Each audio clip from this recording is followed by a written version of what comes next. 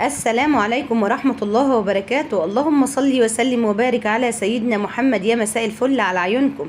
ازيكم حبايب قلبي؟ عاملين ايه؟ يا رب تكونوا بخير، يومكم كله خير وفرحة وبركة. قبل ما نبتدي الفيديو ما تنسوش اللايك والاشتراك في القناة وفعلوا الجرس عشان يوصلوا كل جديد.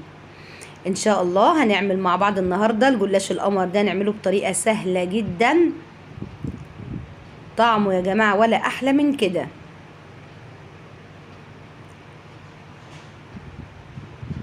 ان شاء الله تجربوه وينجح معاكم، وندخل على بركة الله نبتدي الفيديو. اول حاجة هنعمل الشربات، عبارة عن كوبايتين من السكر، هيكون عليهم كوبايتين من المية، وعصير نص ليمونة بنرفعه على النار بيغلي معانا 5 دقايق بنقفل عليه.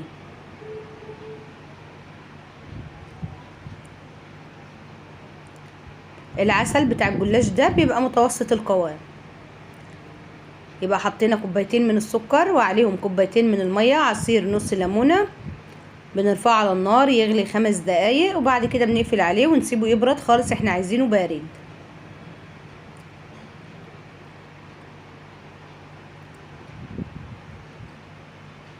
وعصير نص ليمونة.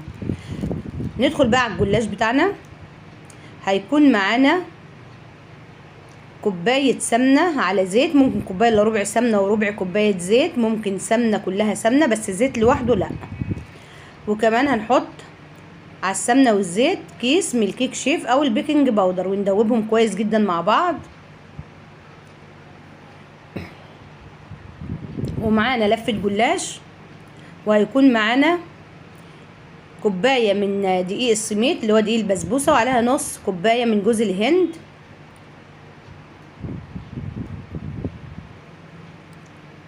هنبتدي بقى ناخد ورقة كده من الجلاش بتاعنا،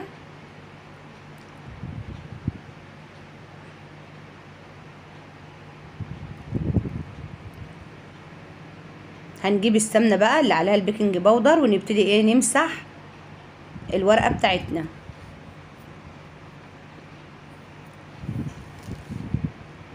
الجلاش ده يا جماعة حلو جدا، ما تعرفي كده محشي بسبوسة محشي كريمة. هنشوف لاخر الفيديو هيتعمل معانا ازاي. بنبتدي نرشرش بقى من الخليط بعد ما مسحنا الورقة بالسمنة، بنرشرش كده من الخليط اللي هو دقيق البسبوسة. بنبتدي نعملها يا جماعة زي المروحة كده، خلف خلاف كده زي المروحة بالظبط. دي عشان جات معايا يعني مقطوعة، ما كانتش اللفة دي كمان صبحة، فهنعمل واحدة مع بعض تاني دلوقتي واوريها لكم بتتعمل ازاي.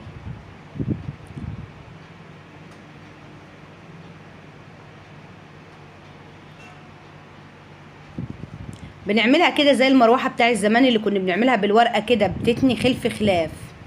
هنمسح برضو الورقة بسمنة، وبعد كده هنرش عليها الخليط اللي هو البسبوسة مع جوز الهند اهو. نتني بقى كده اهو،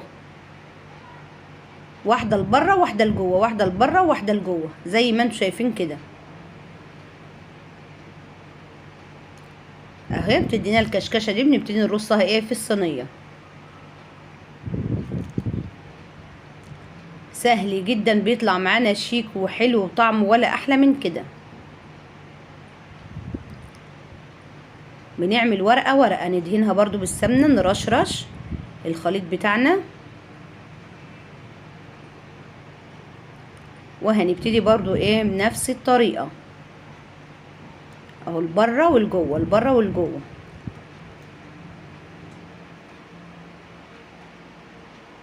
ونرص جنب بعضه. بعد ما هنخلص كل الكمية بنفس الطريقة، هنبتدي بقى نكمل السمنة اللي فاضت، هندهن بيها على الوش.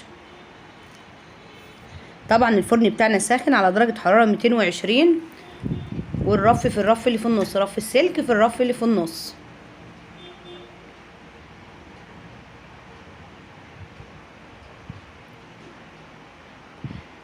بعد كده بقى هنبتدي نجيب كوبايتين من الحليب اللي هو اللبن، عليهم معلقتين كبار من الكاستر، ونص كوباية سكر بودر او سكر عادي، وكيس من الفانيليا.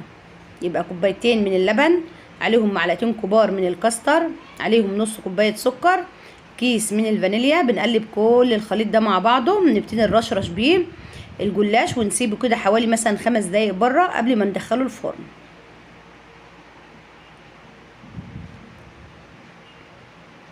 بيطلع معانا رائع يا جماعة، وطعمه حلو جدا، وشكله كمان بيبقى في منتهى الشياكة. ان شاء الله تجربوه كده وينجح معاكم، وتقولي رأيكم في التعليقات ايه. ما تنسوناش بقى باللايك، واللي ما اشتركش في القناة يا ريت يشرفني بالاشتراك. بعد ما دوبنا كل الخليط كويس جدا، نبتدي نشرب بقى الجلاش. كوبايتين من اللبن، عليهم معلقتين كبار من الكاستر، عليهم نص كوباية سكر بودر، وعليهم كمان كيس من الفانيليا. هنشرب بقى الجلاش ونسيبه 5 دقايق لحد ما يشرب الخليط بتاعنا ده. وبعد كده بندخله الفرن اللي هو سخن، قبليها يجيب ربع ساعة درجة حرارة 220. بياخد معانا من تلت ساعة نص ساعة، بيطلع زي ما انتوا شايفين كده حلو جدا. نبتدي بقى نسقيه بالشربات بتاعنا البارد اللي هو متوسط القوام.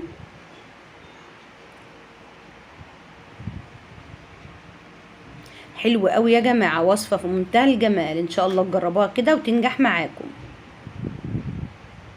شايفين شكله من جوه ولا احلى من كده؟ وبكده خلصنا وصفتنا. انتظروني بقى في فيديو جديد ووصفة جديدة، واسيبكم بقى على خير، واشوفكم على الف الف خير، واقول لكم السلام عليكم ورحمة الله وبركاته. دمتم في امان الله ورعايته. مع السلامة.